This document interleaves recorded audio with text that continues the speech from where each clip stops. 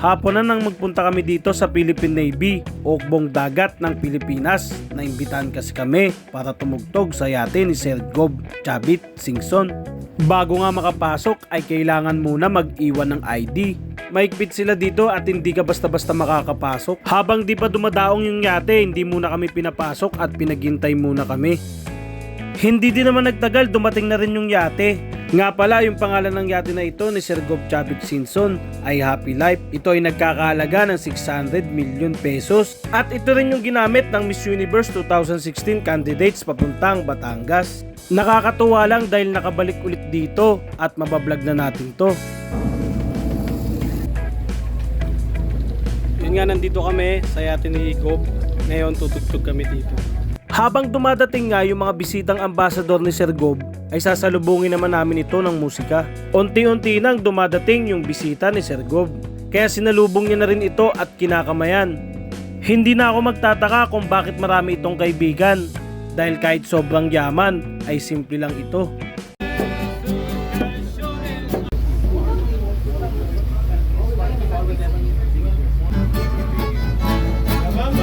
Nag-aanda na nga yung mga crew sa aming pag-alis. Pagkatapos namin tumugtog sa baba ay umakyat naman kami sa second floor ng yate para tugtugan naman yung mga bisitang nandito. Pinagmasdan ko na rin ang paglubog ng araw at ang kalmadong dagat. Ang gandang pagmasdan mula dito. Nakakatuwa lang na maka-experience ng ganito na ngayon ay maibabahagi ko na sa inyo. Habang mellow yung tugtog ay sinamantala ko munang mag-video dahil di pa naman kailangan yung dala kong instrumento. Pagkatapos nga naming tumugtog sa second floor ay umakyat na kami sa third floor. Nandito din yung mga ibang bisita na tinitignan yung ganda ng dagat.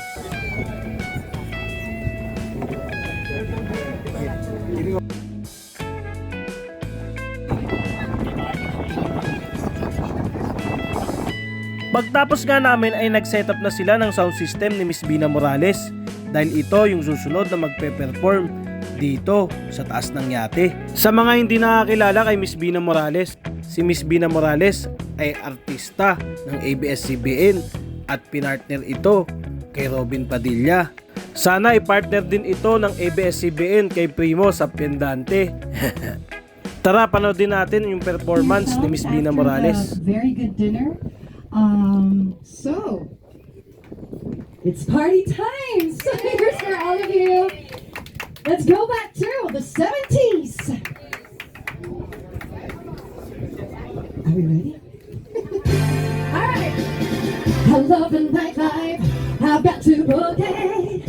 All that disco in a house. Yeah. Come on, everyone. Put your hands together. Please don't talk about love tonight. Please don't talk about sweet love. Please don't talk about me. Here's another song from the 70s. There you go. Woo! I never can say goodbye. No. Habang nagpe-perform nga si Miss Bina Morales ay sinamantala na muna namin yung pagkakataon para makakain. So eto nga, katatapos lang namin tumugtog, nakapray kami dito ngayon sa baba ng yate. Yung mga bisita nandun sa second floor at nandun din sa third floor. Nagsisingalong na sila dun kaya pahinga muna kami.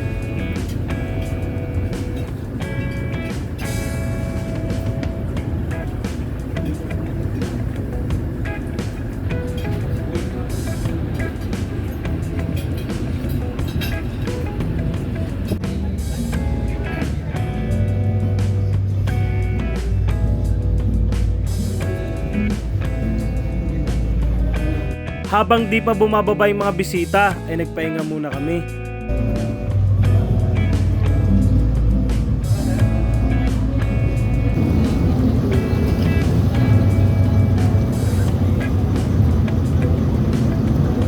Yung mga ibang bisita ay dito muna nag-stay dahil malamig dito sa loob. Naiisip ko sa mga oras na ito ay napakasarap siguro magkaroon ng ganitong yate. Yung tipong dito kayo magbabanding ng family mo o kaya ng iyong mga kaibigan. Ayun na nga, natapos na ang event at nandito na kami sa baba ng yate. May mga pagkakataon na hindi natin mablog yung iba dahil sa kasalukuyan tayo ay nagtatrabaho. Ganun pa man, sana nagustuhan nyo yung maikling vlog na ito.